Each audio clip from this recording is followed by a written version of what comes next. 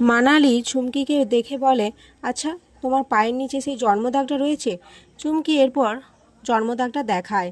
তখন মনে মনে ভাবে, আমি তো তোমাদের কথা আগে থেকেই শুনে নিয়েছিলাম, তার জন্যই তো আমি আবার জন্মদাগটা লাগিয়েছি, নাহলে জামাই ষষ্ঠীর সময় আমার একদমই খেয়াল ছিল না। অপরদিকে অফিসে ছুটকি একজন লোককে বলে, কি তোমার বাড়ির সকলে ভালো আছে তো?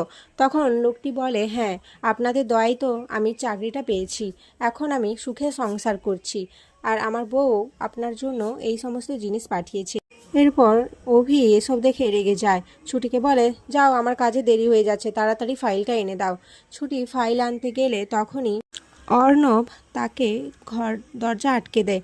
এদিকে অনেকক্ষণ হয়ে যাওয়াতেও ছুটি না আসায় অভি নিজের স্টোররুমে যায়। সেখানে গিয়ে দেখে ছুটি কিছু একটা পাড়ার জন্য চেয়ারের ওপরে দাঁড়িয়ে রয়েছে এবং বেখেয়ালিভাবে ছুটি পড়ে যেতে গেলে অভি গিয়ে ছুটিকে ধরে নেয়।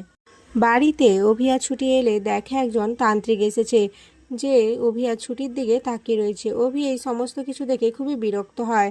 আর এখানে আজকের পর্ব শেষ হয়ে যায়। তো বন্ধুরা, তোমাদের কি মনে হয় তান্ত্রিক অভি আর ছুটির জীবনে কি ডেকে নিয়ে আসবে? অবশ্যই কমেন্টে জানিও।